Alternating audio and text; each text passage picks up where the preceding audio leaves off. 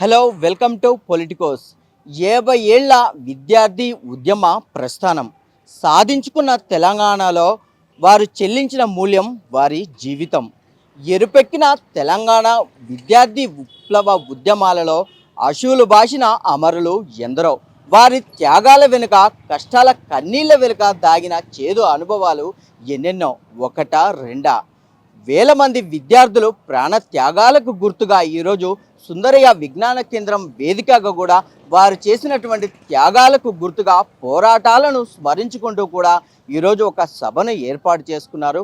మరి ఆ తీపి గుర్తులు, చేదు అనుభవాల సమూహారాన్ని ఎందరో విద్యార్థి విప్లవ నాయకుల దగ్గరికి వచ్చాం. వారితో మాట్లాడి తెలుసుకునే ప్రయత్నం చేద్దాం.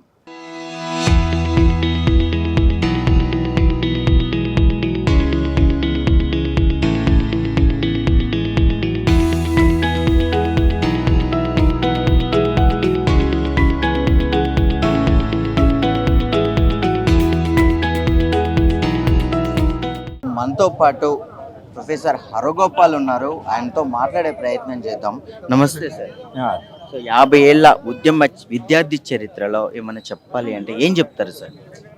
అంటే ఆ సందర్భం ఏదైతుందో 1960-70వ సందర్భము ప్రపంచవ్యాప్తంగా విద్యార్థి ఉద్యమాలు పెళ్ళుబికిన సందర్భం. ఫ్రెంచ్ విద్యార్థులు, అమెరికన్ విద్యార్థులు ప్రపంచవ్యాప్తంగా ఒక కొత్త సమాజం వస్తుందని ఒక స్వప్నం ఉన్నటువంటి విద్యార్థులు ఆ ప్రభావంతోనే మన ప్రాంతంలో కూడా చాలామంది ప్రాణాలు ఇచ్చిన విద్యార్థులు, చాలా మెడికల్ చదివిన వాళ్ళు, ఇంజనీరింగ్ చదివిన వాళ్ళు, లా చదివిన వాళ్ళు, జీవితంలో స్థిరపడి సుఖంగా బతకవలసిన వాళ్ళు కూడా అన్ని వదులుకొని వాళ్ళు కొత్త సమాజం కొరకని ప్రాణాలు ఇచ్చారు. ఆ ప్రాణాలు ఇవ్వడము, ఆ త్యాగాలు ఏవైతున్నాయో ఆ త్యాగాలు చరిత్రలో ఒక జ్ఞాపకంగా మిగిలిపోవడం, సమాజానికి ఒక స్ఫూర్తిగా మిగిలిపోవడం అనేది ఇవాళ ఈ 50 ఏళ్ల తర్వాత వాళ్ళందరినీ మనము గుర్తు చేసుకుంటాం. ఇప్పుడు సందర్భం మారింది.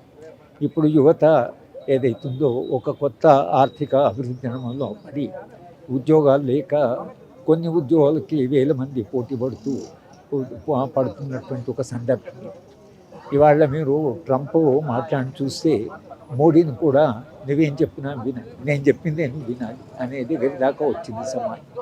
కనుక ఇవాళ మళ్ళీ సందర్భము ప్రపంచవ్యాప్తంగా ఒక రకమైన మోనోపలీ క్యాపిటల్ పెట్టుబడి దాడి వ్యవస్థ వక్రీకరణ చెంది ఇవాళ మానవ విలువల్ని, మానవ సంబంధాలని విధ్వంసం చేస్తూ దేశాల సరిహద్దులను దాటి పెట్టుబడి మొత్తంగా ఇక్కడ ఖనిజ వనరులు ఉంటే అక్కడ తోకోవడానికి డ్రిల్ డ్రిల్ డ్రిల్ అంటున్నాడు ట్రంప్. కనుక ఇటువంటి సందర్భంలో ఈ త్యాగాలు ఎందుకు జరిగాయి? ఈ త్యాగాలను గుర్తు చేసుకుని ఇవాళ ఎవరైతే భిన్న రంగాల్లో స్థిరపడిపోయారో, ఆనాడు ఉద్యమాల్లో పాల్గొని ఇవాళ జర్నలిస్టుగా, అధ్యాపకులుగా, లాయర్లుగా, డాక్టర్లుగా ఎవరైతే స్థిరపడ్డారో వాళ్ళందరూ కూడా తమ పాత జ్ఞాపకాలు, తమ జీవితంలో ఒక సందర్భాన్ని గుర్తు చేసుకోవడానికి వాళ్ళ ఈ సభ జరుగుతుంది. గతాన్ని గుర్తు చేసుకోవడం అంటే భవిష్యత్తు గురించి కూడా ఆలోచించడం. భారతదేశము ఎలాంటి దేశంగా ఉండాలి, ఏ సమస్యలు లేకుండా, అసమానతలు తగ్గి అందరికీ అవకాశాలు ఉండి, మానవీయ సంబంధాలు ఉండి, ఒక నూతన మానవుడి, నూతన సమాజం యొక్క స్వప్నం అనేది అవుతుందో, మానవ సమాజం ఆ స్వప్నాన్ని వదిలిపోతే చాలా భయంకరంగా. కనుక దాన్ని వాళ్ళ ఈ విద్యార్థులందరూ పాత జ్ఞాపకాలు నెమరు వేసుకొని భవిష్యత్ ఏం కాబోతుంది అనేటువంటి చర్చ ఏదైతుందో ఈ సందర్భంలో జరుగుతుంది. ఇది ఇప్పటి సామాజిక అవసరం, ఇప్పటి చారిత్రక అవసరంగా ఇప్పుడు జరుగుతుంది. ఇది వాళ్ళ జ్ఞాపకాలు, వాళ్ళ జీవితము, వాళ్ళ అర్థవంతమైన దశ ఏదైతుందో దాన్ని గుర్తు చేసుకోవడము. అలాగే ఇవాళ ఉండే యువతకి కొన్ని ప్రశ్నలు అడిగి మీరు ఇవాళ సమస్యలకు మూలాలకు వెళ్ళాలి అని మరొకసారి గుర్తు చేయడం కొరకని ఈ జ్ఞాపకాలు. ఒక్క మాట, ఎరుపెక్కిన తెలంగాణ ఉద్యమంలో ఎంతోమంది విద్యార్థులు బలిదానాలు చేశారు. మీరు ప్రొఫెసర్గా ఉండి ఎంతోమందిని చైతన్యం చేశారు. ఎలా అనిపిస్తుంది సార్ ఈ ఉద్యమ చరిత్రలో విద్యార్థుల యొక్క అంకిత భావాన్ని కానివ్వండి, ఉద్యమ స్ఫూర్తిని కానీ తెలియజెప్పాలంటే నేటి తరానికి అసలు ఏం చెప్తారు సార్? అది ఒక మారుతున్న సందర్భం.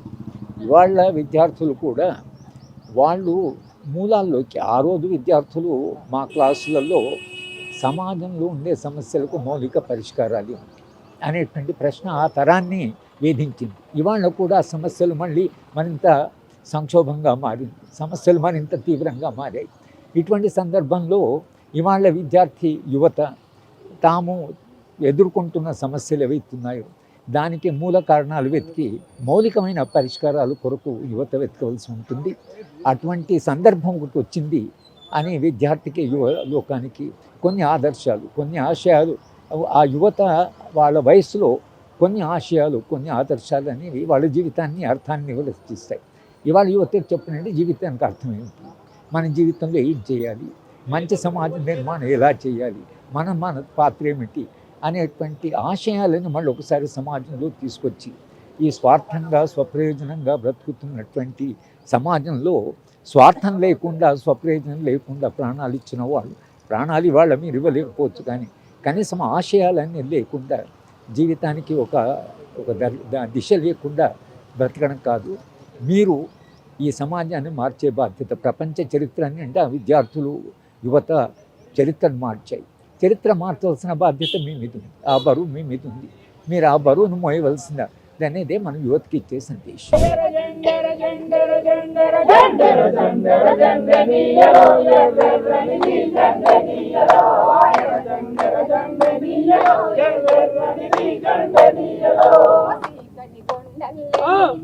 మరి చివరి మూలాయనీయలో చీకటి కొండాలనీయలో మరి చివరి మూలాయనీయలో నక్సల్ బరి నుండి నీయలో మరి నాలుగు దిక్కులనీయలో నక్సల్ బరి నుండి నీయలో మరి నాలుగు దిక్కులనీయలో.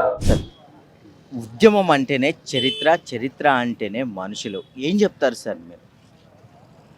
ముఖ్యంగా విప్లవ విద్యార్థి ఉద్యమంలో అనేక మంది చరిత్రలో చూసుకుంటే అనేక వందల మంది వాళ్ళ ప్రాణాన్ని త్యాగం చేశారు. మొత్తంగా అంటే విద్యార్థి దశలో ఉన్నప్పుడు అనేక సమస్యలు విద్యారంగానికి సంబంధించి కానీ లేక విద్యార్థి ఉద్యమానికి సంబంధించి కానీ ముఖ్యంగా సమాజాన్ని ప్రసరించే గుణము, ఉత్సాహము, శక్తి ఎక్కువగా ఉంటుంది. కాబట్టి చరిత్రలో విద్యార్థి ఉద్యమం యొక్క పాత్ర చాలా గణనీయంగా ఉంది. ముఖ్యంగా తెలుగు సమాజంలో ఉస్మానియా యూనివర్సిటీ మొదలుకొని వరంగల్ మీదుగా అనేక జిల్లాల్లో విప్లవ విద్యార్థి ఉద్యమం 74 నుంచి విస్తరించి విప్లవోద్యమం బలపడడానికి ఒక ప్రధానమైన శక్తిగా, స్ఫూర్తిగా నిలిచింది.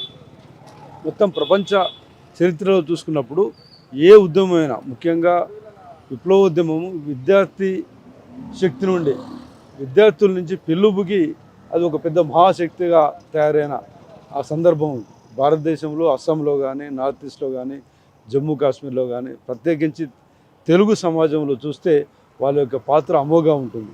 ఇది చరిత్ర నిరూపించిన సత్యం. అది ఫ్రాన్స్ విప్లవం మొదలుకొని రష్యన్ విప్లవం, అనేక దేశాల్లో విప్లవం విజయవంతం కావడానికి విద్యార్థి శక్తి చాలా కీలకమైంది. ఎందుకంటే ఆ దశలో వాళ్ళు కేవలం వాళ్ళ విద్యార్జన పైనే కాకుండా సమాజాన్ని పరిశీలించి ఒక నిర్దిష్టమైన ప్రాపంచిక దృక్పథాన్ని అలవరుచుకొని ఒక ప్రగతిశీలకమైన రాజకీయాల వైపు మళ్ళడం అనేది, అధ్యయనం అనేది ఆ దశ నుంచి మొదలుతుంది. కాబట్టి విద్యార్థి దశ కీలకమైంది. ఆ దశలో వాళ్ళ మనసులో నాటుకుపోయిన భావాలు అవి పెరిగి పెద్దయ్యి ఒక ఉద్యమ శక్తిగా రూపొందించడానికి అవకాశం ఉంటుంది. ఆ చరిత్రలో మనకు కనబడుతుంది, అన్ని దేశాల చరిత్రలో, అన్ని విప్లవాల్లో కనబడుతుంది. సార్, మీ విద్యార్థి ఉద్యమ చరిత్రలో ఒక 4 మాటలు చెప్పాలి అంటే ఏం చెప్తారు? అంటే ఇది రాడికల్ విద్యార్థి సంఘం 50 ఏళ్ల సభలండి. రాడికల్ విద్యార్థి సంఘం విద్యార్థులకి ఒక కొత్త ప్రపంచాన్ని తెరిచింది. అంటే గో టు విలేజ్ క్యాంపెయిన్ అనేటువంటి ఒక కొత్త కాన్సెప్ట్. విద్యార్థులారా గ్రామాలకు తరలండి, ప్రతి వేసవి సెలవుల్లోనూ మీరు ఎక్కడికో వెళ్ళి ఎంజాయ్ చేయడం కాదు చేయాల్సింది, గ్రామాలకు వెళ్ళండి. వెళ్ళి గ్రామాల్లో ఏ కులం వాళ్ళు ఎంతమంది ఉన్నారు, సంపద ఎవరి కింద ఉంది, భూమి ఎవరి దగ్గర ఉంది, ఎవరు భూమి లేకుండా ఉన్నారు, ఈ దేశంలో ప్రధానమైనటువంటి వైరుధ్యం ఏమిటి, ఈ దేశం బాగుపడాలంటే ఏం చేయాలి, దీనికి సంబంధించినటువంటి నివేదికలు తయారు చేయండి. గ్రామాలకు వెళ్ళి జనం నుంచి ఇన్ఫర్మేషన్ తీసుకోండి. అలాగే ఏ గ్రామానికి వెళ్ళినా కానీ మీరు ఊళ్ళో ఉండొద్దు, అంటే అగ్రకులాల దగ్గర ఉండొద్దు, మాలపల్లి మాదిగూడెంలో మాత్రమే ఉండండి. ఉండి అక్కడే భోజనం చేయండి. అక్కడ కూడా ఒకళ్ళ ఇంట్లో భోజనం అనే పని పెట్టుకోవద్దు. మీరు బేసిన్ తీసుకుని ఇల్లు తిరిగి తెచ్చుకుని ఒక చోట కూర్చుని తినండి. ఇలా మీరు మీకు ఇచ్చినటువంటి ఏరియాలో, మీకు అలాట్ చేసినటువంటి ఏరియా మొత్తం అన్ని గ్రామాలు తిరిగి విప్లవ రాజకీయాలు ప్రచారం చేయటం. అంటే విప్లవ రాజకీయాలు అంటే మరేమీ కాదు, ఎవరు మన కోసం ఏమీ చేయరు. ఎన్నికల్లో ఉన్నటువంటి నాయకులు, మన ఇంటికి వస్తున్నటువంటి నాయకులు వీళ్ళు మన కోసం ఏమీ చేయరు. మన జీవితాలు మారాలంటే మనమే యుద్ధం చేయాలి. ఇదే ప్రజాయుద్ధ పందా. ఈ ప్రజాయుద్ధ పందాన్ని గ్రామాల్లోకి తీసుకెళ్ళటం అనేటువంటి సామాజిక బాధ్యతని విద్యార్థులకు నేర్పించింది రాడికల్ విద్యార్థి సంఘం. ఈ రోజుకి అదే శాస్త్రీయమని నమ్ముతున్నాం మేము. ఆ నమ్మకం మీదే ఇప్పుడు ఈ సభలు జరుపుతున్నాం. ఈ జనరేషన్కి ఇన్ఫర్మేషన్ని పంపిణీ చేయడం కోసమే ఈ సభలు పెడుతున్నాం.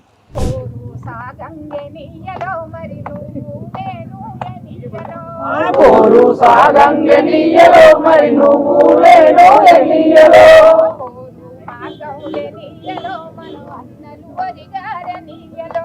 పోరు మార్గం ఎన్నియలో మన అన్నలు వరిగారెనియలో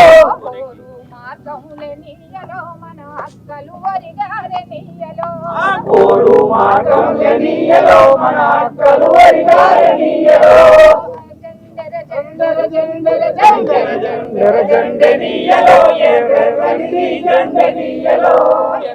ఇవాళ రాడికల్ విద్యార్థి సంఘం పుట్టి 50 ఏళ్ల సందర్భంగా హైదరాబాద్ సుందరయ్య విజ్ఞాన భవన్లో సభలు జరుపుకుంటున్నాము.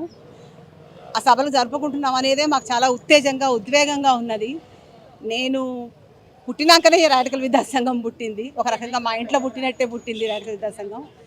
ఆర్ఈసీ విద్యార్థులందరూ మా ఇంట్లోనే కూర్చొని అమలు సమావేశాలు నిర్వహించిండ్రు అని తర్వాత తెలిసింది. చిన్న పిల్లను వాళ్ళందరి మధ్యలో కూర్చొని వాళ్ళు మాట్లాడే మాటలు చాలా ఆశ్చర్యంగా వింటుండేదాన్ని నేను. అట్లా రాడికల్ విద్యార్థి సంఘం పుట్టింది అని నాకు తర్వాత తెలిసింది. సభ నేను మొదటి సభలో ఉన్నా, తర్వాత విడిపోయినాక మళ్ళీ పెట్టిన సభలో కూడా చిన్నపిల్లగా వాలంటీర్గా మంచినీళ్ళు అందిస్తూ పాంప్లెట్లు పంచుకుంటూ అదొక ఉద్వేగం. ఆ రోజులను మళ్ళీ వాళ్ళ ఈ మీటింగ్లో చూస్తే తలుచుకుంటే చాలా సంతోషంగా ఉంది. ఈ రాడికల్ విద్యార్థి ఉద్యమం ఎంత గొప్ప ఉజ్వలమైన చరిత్ర, అది కొత్తగా చెప్పాల్సిన అవసరం లేదు. చిన్న ఉదాహరణలాగా చెప్పాలంటే రాడికల్స్ మళ్ళొస్తే బాగుండు అని ఇప్పుడు అందరూ అనుకుంటున్నారంటే ఇంకా దానికి అదే నిదర్శనం. మాకు వరంగల్ కాకతీయ యూనివర్సిటీలో ఒక ప్రొఫెసర్ దగ్గర పోయి, సార్ మీకు ఎట్లున్నారు ఇప్పుడు అంటే, మమ్మల్ని పాఠాలు చెప్పమని అడిగేవాళ్ళు లేరు, చెప్పిన పాఠాలకు ప్రశ్నలు వేసేవాళ్ళు లేరు, చాలా నిర్లిప్తంగా ఉన్నదమ్మా అని చెప్పిండ్రు. దాన్ని బట్టే రాడికల్ విద్యార్థి సంఘం ఎంత గొప్పగా పనిచేసింది అనేది తెలుసుకోవచ్చు. లెక్చరర్లు విద్యార్థుల నుంచి నేర్చుకున్నారు. ఆ కాలంలో రాడికల్ విద్యార్థులు చెప్పినట్టు వరంగల్, మాది వరంగల్, కాకతీయ యూనివర్సిటీలో వరంగల్లో రాడికల్ విద్యార్థులు చెప్పిందంటే అది శాసనం, అది వేదం, ఆ పని జరిగిపోవాల్సిందే. రాడికల్ విద్యార్థులకు అంత గొప్ప చరిత్ర ఉంది అంటే ఉన్నదని కాదు, వాళ్ళు సాధించారు. గ్రామాలకు తరలండి క్యాంపెయిన్లకు పోయి పల్లెటూరులో విద్యార్థులను సమీకరించి వాళ్ళ ఆచరణలో నిరూపించుకున్నారు. రాడికల్ విద్యార్థులు అనేది ఆచరణలో నిరూపించుకున్నారు. తప్పులు చేసిండ్రు, సరిదిద్దుకున్నారు, నిలదొక్కున్నారు.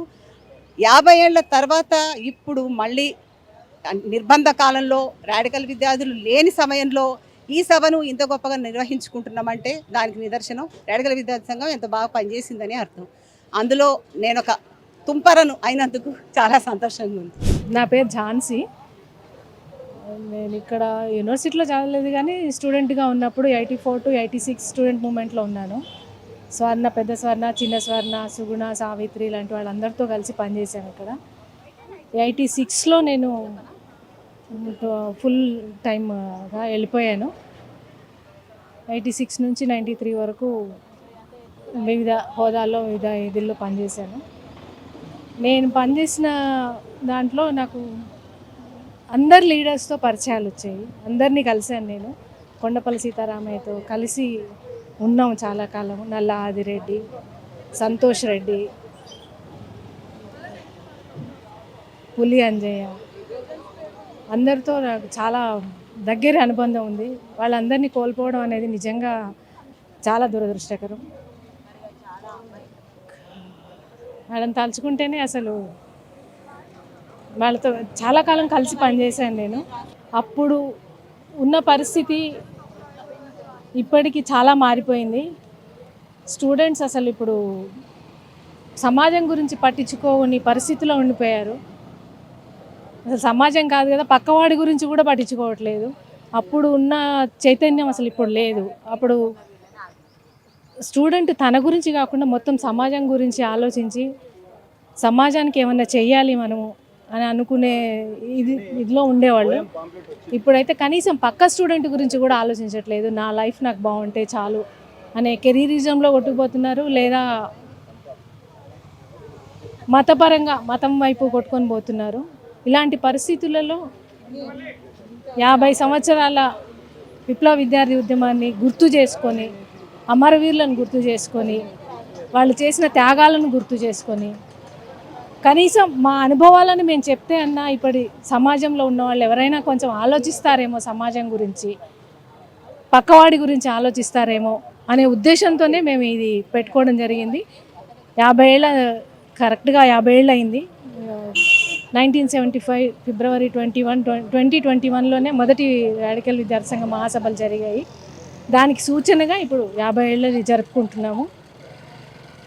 మా అనుభవాలని పుస్తక రూపంలో కూడా తీసుకొస్తున్నాము. కనీసం అవి విని చదివి కొంతమంది అన్నా సమాజం గురించి ఆలోచిస్తే బాగుంటుందని కోరుకుంటున్నాము.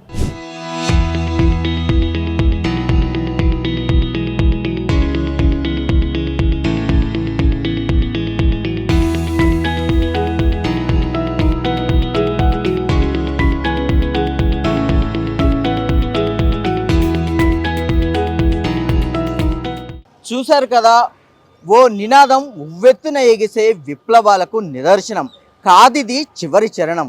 అందుకే విప్లవాలు అంత గొప్పవి. సాధించుకున్న తెలంగాణకు ఎందరో ప్రాణధనులు తమ ప్రాణాలను త్యాగం చేసి అవశూలు బాశారు.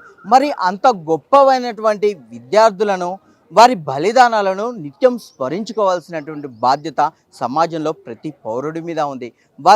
వారి యొక్క గొప్పతనాన్ని పునఃస్మరించుకుంటూ భవిష్యత్తు తరాలకు తెలియజేయాల్సిన బాధ్యత చరిత్రదే కాదు, ఇప్పుడున్న సమాజంది.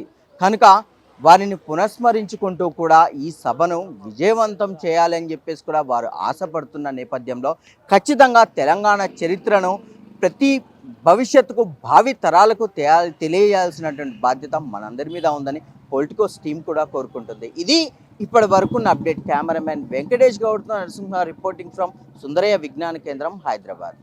Please subscribe to the channel and download the Politicos app from the links in the description.